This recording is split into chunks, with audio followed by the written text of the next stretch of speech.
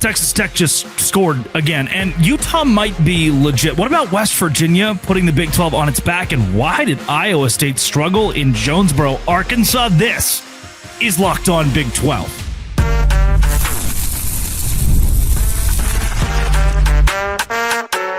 You are Locked On Big 12, your daily podcast on the Big 12 Conference, part of the Locked On Podcast Network, your team every day. Happy Sunday, everybody. Welcome into Locked On Big 12. I'm Drake Toll from America's #1 Big 12 podcast, Locked On Big 12. Thank you for making this show your first listen every single day. Utah. Should we start with Utah? Because they were really, really bad. I tweeted out, I said, Utah looks terrible, because they did look terrible. Texas Tech looked legit. I am recording transparently. I usually wait till the final game in the Big 12 is done. I live on the East Coast, and I have COVID. So it's super late already. And after the Jordan Tyson hurdle touchdown, I was like, you know what? I can record this. I trust Arizona State will please finish the job so I don't have to record again. Utah 31-6, they cover against Wyoming. Texas Tech 45-14, they beat Oregon State.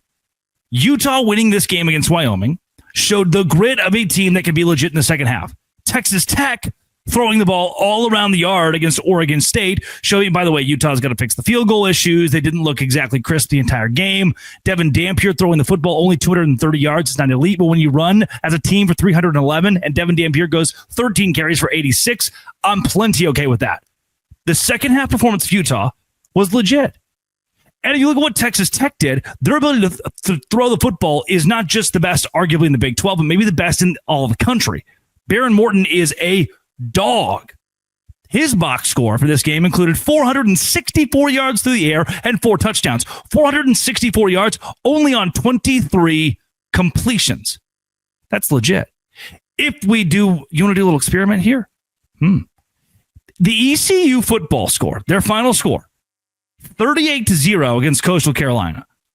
BYU lost its bye week here. We are looking at teams that BYU has to play, Utah, Iowa State, Texas Tech, who all look really good. And I still think that BYU is a contender in the top 5 of the Big 12. I think TCU is still a contender in the top 5 of the Big 12. And that once again, Josh Hoover looked legit. I'm bouncing around a little bit here, and I want to camp out for a second on Iowa State here in a second. But that TCU 42-21 score against Abilene Christian could have been better. I wanted it to be better defensively. The box score shows ACU scoring those 21 points all in the second half, routing TCU. I get it. A lot of the TCU starters didn't play in the second half, didn't have to. Josh Hoover didn't have to finish the game out. But also, take into account you've only played 2 football games. There's still the litmus test on TCU still needs to be filled out. Josh Hoover, 21 of 27, 337 yards, 4 touchdowns, no interceptions.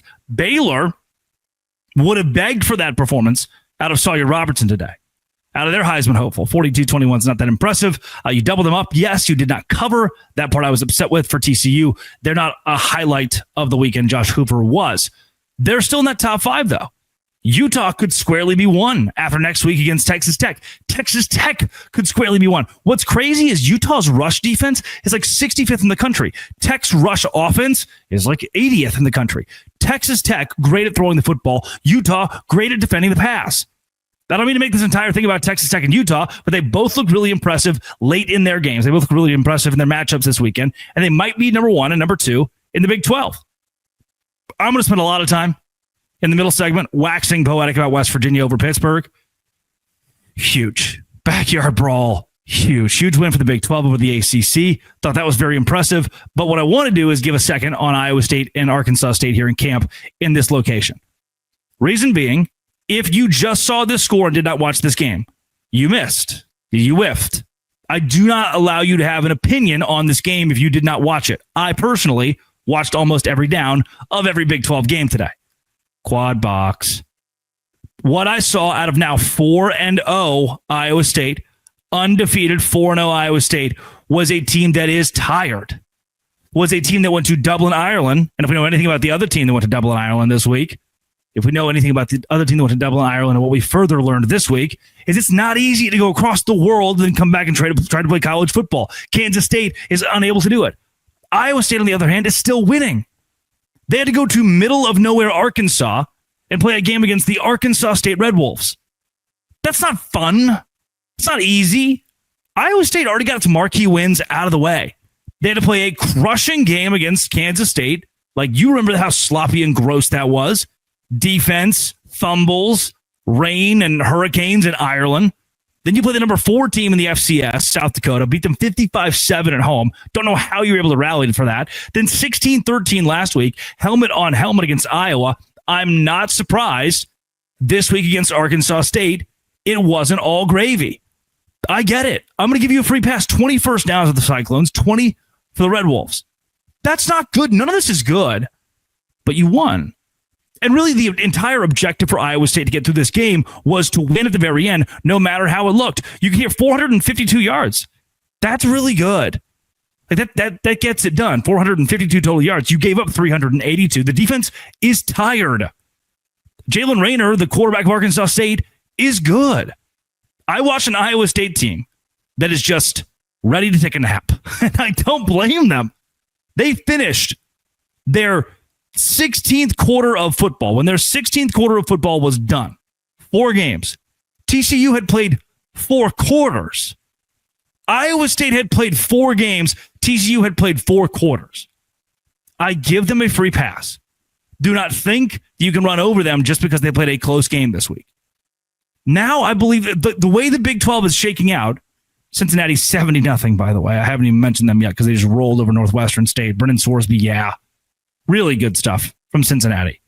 Thank you for not, I didn't have to babysit them tonight. I didn't have to watch all of that game. They were so good. What I'm seeing out of the Big 12, what I saw out of an undefeated day, West Virginia is going to scare some folks. Iowa State is still probably number 1 in the power rankings. They're 4-0. They've beaten 2, I don't know if I want to say quality, but they beat 2 Power 4 teams and a top 5 team at the FCS level, gone on the road to the middle of nowhere. They have the makings of a team that can just gritty their way through every game. GRIDDY and GRITTY through every game. Utah's second half, that's maybe the best I've seen a Big 12 team look all year. And Wyoming's probably on par with Stanford, which BYU beat. I still have a lot of questions, but they're positive questions. Those questions being, can Utah beat BYU on the road? Can Texas Tech beat Utah on the road? Can Arizona be legit? Can West Virginia still win 8 games? Can Houston make it to Arlington? Those are positive questions about some of our best teams. I think the league is deep, but I do believe we'll find 5 or 6 that are very solid. By the end of the year, the winner of the Alamo Bowl from this conference, the winner of the Pop-Tarts Bowl or the Cheez-It Bowl from this conference, whatever bowl it is, you're going to look at that 5th or 6th team in the Big 12 and go, yeah, they were really good. And yeah, 2 or 3 teams from this conference can get in the college football playoff and make noise. That is what I want. That was the goal here. That's what I thought we hit. That's what I thought we got. Yeah. Coming up, West Virginia, huge. We'll talk a lot about it. Locked on Big 12. Today's show is brought to you by the Game Cap. I just ordered my first Game Cap, and I kid you not, it's a West Virginia Mountaineers cap for $16.99. When you use code LOCKED on, you'll get a vintage hat. $16.99 of the West Virginia Mountaineers or your other favorite Big 12 team. For me, it's the Game. Vintage 80s and 90s hats. And they go for the same price they did in the 80s and 90s. Go to thegamecaps.com. Gamecaps.com. Grab your team's classic bar or retro circle design and use code LOCKED ON for an exclusive discount. Because legends wear the Game. Thegamecaps.com. Get your Game Cap and do it today. Today's show is also brought to you by 5 Hour Energy. 5 Hour Energy is the man, right? I've got COVID right now. Not fun. But that's where 5 Hour Energy comes in. They got a flavor upgrade. Shots deliver tasty caffeine in 17 bold flavors. Each 2-ounce shot packs the caffeine of a premium 12-ounce cup of coffee. What I love most about how portable they are, is I can take them pretty much anywhere, even on an airplane through the airport. I always reach for my favorite flavor, and that has to be their lime infusion. I've been eyeing even more lime infusions. It's the perfect one to try for you. Enough with boring, flavorless caffeine. Time to give yourself and your caffeine a flavor upgrade with 5 Hour Energy shots. Get the favorites you love or be bold and try something new in-store and online at 5hourenergy.com, 5hourenergy.com, or on Amazon today with 5 Hour Energy. What a game in Morgantown. West Virginia knocks off Pitt, shocks the ACC, and the Big 12 looks spectacular. Listen, if you were upset with the loss at Ohio, with losing Jaheim White, all of that is valid. With the fact that West Virginia couldn't land on a singular quarterback, all of that is valid. But I can tell you this, it just made upsetting Pitt that much sweeter. Pat Narduzzi and that entire fan base is shocked. Had West Virginia beat Ohio, which I know you wanted to, this would feel great. But not quite as good as Pitt now having to reckon with the fact that West Virginia lost last week, scoring just 10 points to Ohio, and now they are back. Revenge for Rich Rodriguez, where years ago he loses to Pitt with an opportunity to play in the national championship game. I know I'm bringing up a lot of really sad stuff here to start the show, but what's awesome about this is the storyline gets better and better. The dissenters who said Ren Baker is wrong for bringing him back for that loss and him leaving, they now have to reckon with the fact that immediately after coming back, Rich Rodriguez, despite injuries, despite the referees trying to screw you the entire afternoon, despite all of it, has just knocked off Pitt. And in one of the most underrated, best rivalries in all of college football, West Virginia gets down by double digits in the second half, and it doesn't matter. They still find a way to win. Even without really finding a quarterback, Nico Marchiol is the guy at the end of the game. What you have to look, I come from a small town in a small, underrated, overlooked state. I've told you this multiple times. Where I grew up in Arkansas, we cared about one thing: Razorback football. It dictated church on Sundays. It was the conversation point at school at 8 a.m. every single morning. In West Virginia, this is a fan base that feeds off one thing. This is a state, a people, a group that feeds off one thing, and it's college football, and it's West Virginia football. Winning a game like this is not just winning a football game. Winning a game like this is giving a state hope, is giving a state something to root for, to cheer for 365 days. There is the brawl, and then there's Christmas right underneath it. You win this game, and that is the pinnacle of what you can do. That's what West Virginia just did. The bad storylines, whether it's Rich Rodriguez leaving, his loss 20 years ago, or the loss to Ohio last week and losing Jaheim White, those storylines build what just happened. Pitt had just 15 first downs, 4 for 17 on third down, and in overtime, again, down 10 points. West Virginia, who put up 434 yards, gave one of the grittiest performances that I've seen all season long. The officiating crew did everything possible to ensure there's a phantom delay of game at the end. Let's start here. Awful targeting call. You lose one of your best defenders due to a targeting call out of your secondary. And what did you need most at the end of the game? Your secondary. Thankfully, the defensive line stepped up and was able to corral Eli Holstein at the very end. Pitt's offensive line fell apart. West Virginia just bullied them, manhandled them. A terrible targeting call.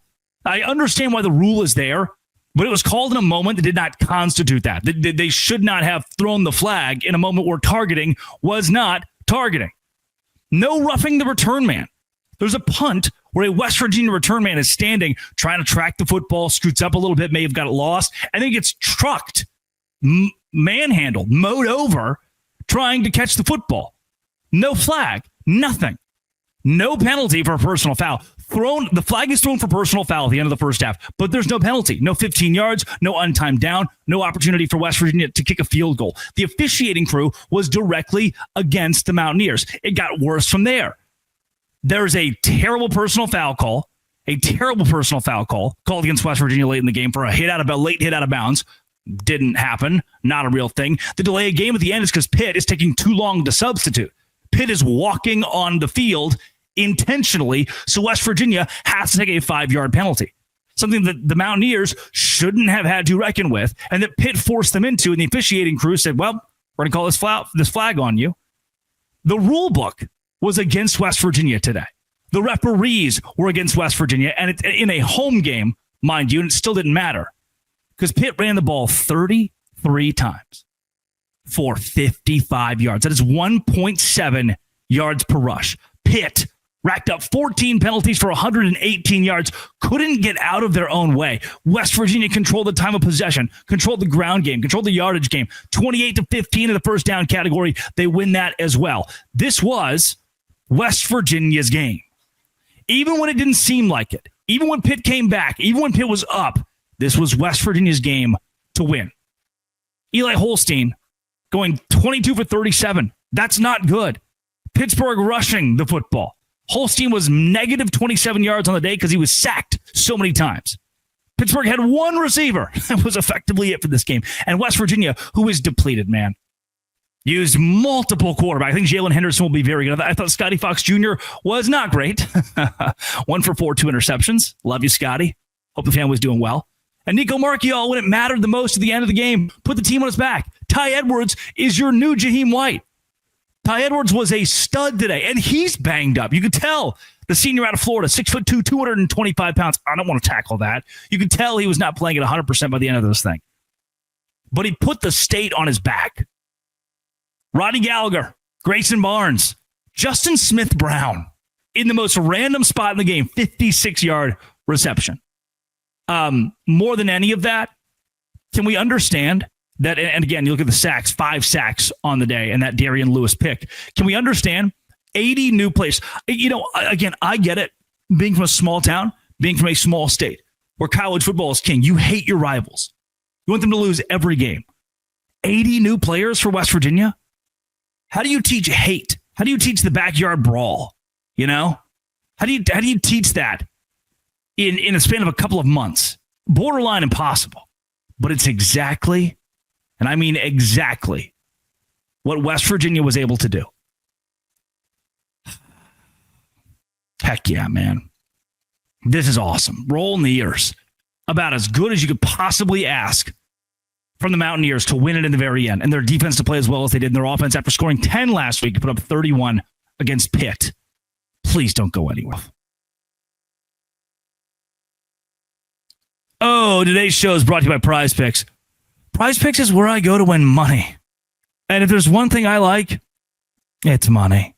Yeah, because this episode being brought to you by Prize Picks is because I make decisions on every day on Prize Picks.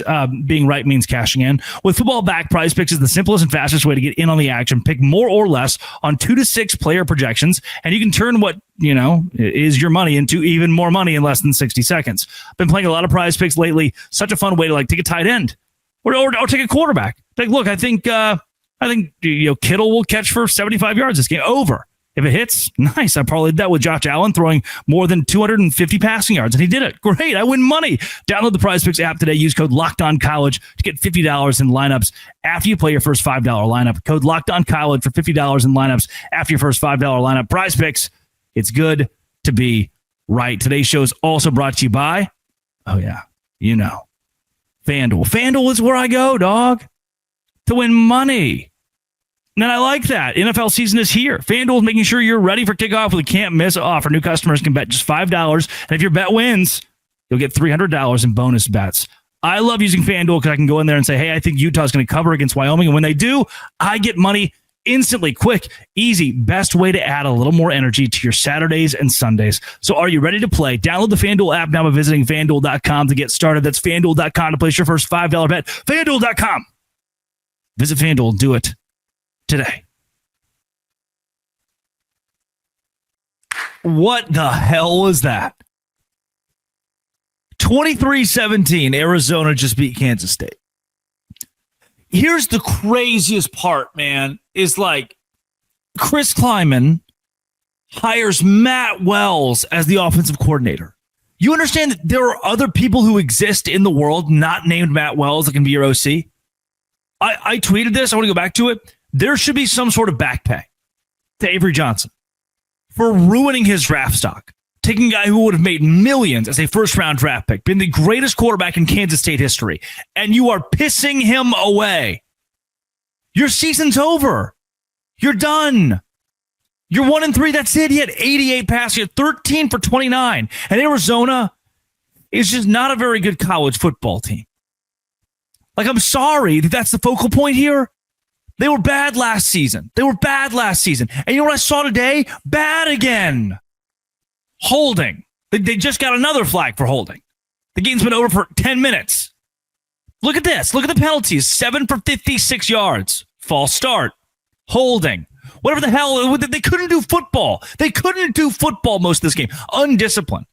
I thought the coaching was mostly poor. I thought that there was certainly lack of discipline when it comes to the penalties. And to somehow be worse than that, to somehow one-up that, as arguably the most talented roster in the Big 12. The most talented 1-3 team in America. You told me you had 24 rushing attempts for 105 yards. Arizona ran the ball for 234 yards in this game. The Mahdi kid, intensely good. I could have told you he's going to run the ball. Yet still it felt like Kansas State decided, you know what? That's fine. Ishmael Mahdi, 22 carries, 189 yards, a long of 60. Then you get back in this game. Then it's 17 all. And you allow 250. Arizona could have. It didn't. And they kept giving you the game. They kept being like, I don't know, man. You want us to muff this punt? Fine. Here's the ball. Or, you know what? Let's just miss a field goal that will put the game away and end things right here. Make this easy. We'll all go home. You had it in your hand. Somebody tweeted this, I think last week. It may have been Emaw Caleb, ever been a Wildcat. He was not happy tonight, by the way. And he said something along the lines of, there's just no fight. No one cares. Noah Fafita, 16 for 33, 178 yards. That's not good.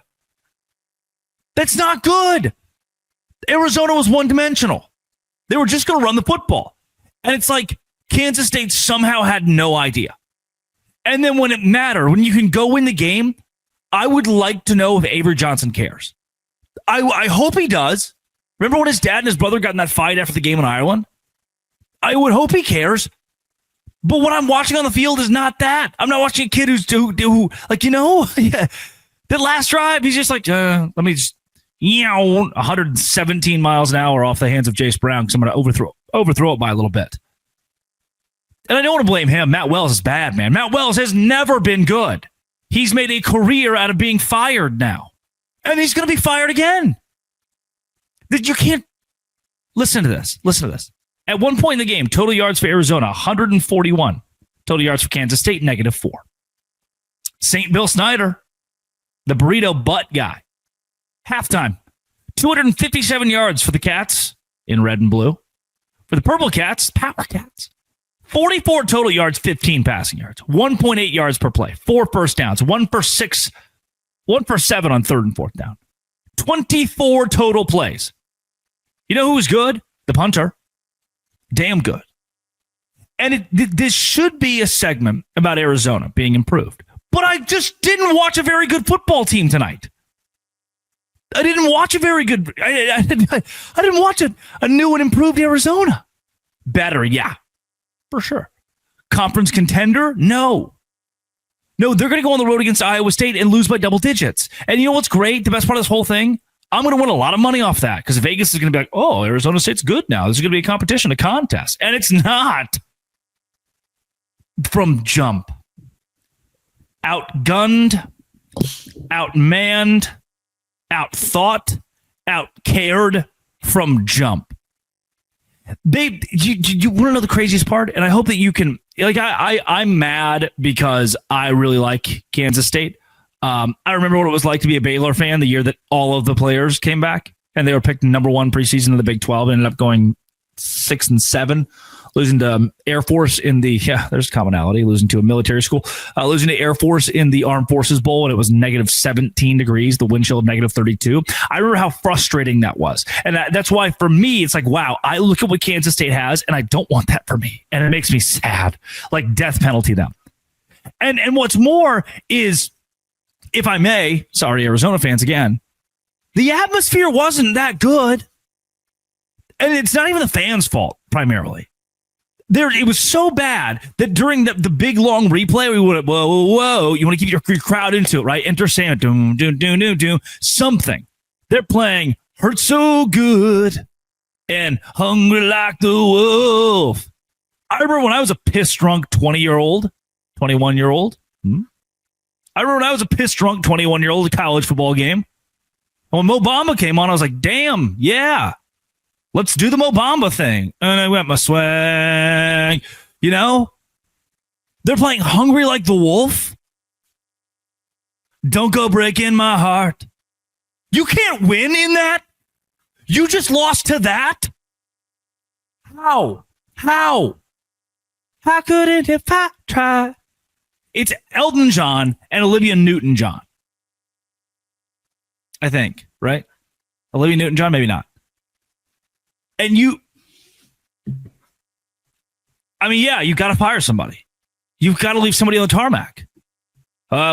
Teams have up and down years. No, not like this. Not like this, man. This is not how it goes. It's not how it happens.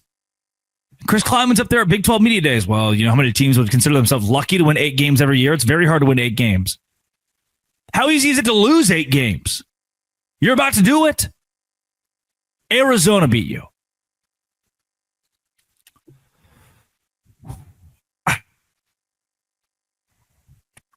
If not for Jace Brown, this would have been, you'd have had like 30 yards total. Arizona had more turnovers, more penalties. They tried to let you win. On like a few different occasions, they tried to let you win. Oh.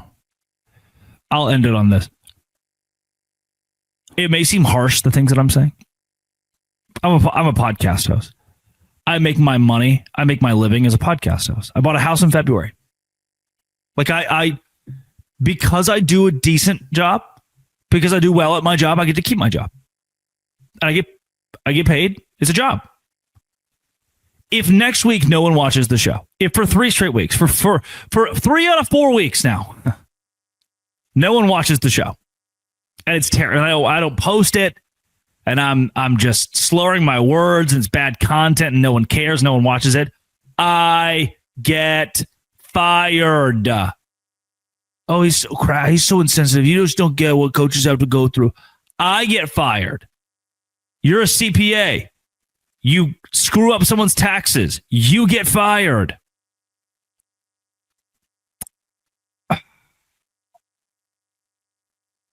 I'm not saying Chris Kleiman has to go. Matt Wells does, though, for sure. Today's show is brought to you by Prize Picks. Prize Picks is exactly where I go when I'm happy, good, happy, fun time. It makes me happy. I made a lot of money. I actually had money on Arizona tonight. Yeah, because I knew it would happen, and it did. I was smart. This episode is brought to you by Prize Picks. You and I make decisions every day. On Prize Picks, being right means cashing in. Football's back. You say more or less on 2 to 6 player projections, and you can turn that into real prizes in less than 60 seconds. I've been playing Prize Picks lately. It's a very fun way to stay locked in for the season, quick and easy. My favorite way to follow along with football. Now, download the Prize Picks app. Use code LOCKEDONCollege. Get $50 in lineups after you play your first $5 lineup. That's code LOCKEDONCollege for $50 in lineups after your first $5 play. Prize Picks, it's good to be right. Today's show is also brought to you by, yeah, you know, FanDuel. That's where I won all the money on Arizona. Scratch them cats, or whatever they say. FanDuel's great, dude. NFL season's here. College football is here. FanDuel's making sure you're ready for kickoff with a can't-miss offer. Right now, new customers can bet just $5 and get $300 in bonus bets if your first bet wins to use across the app.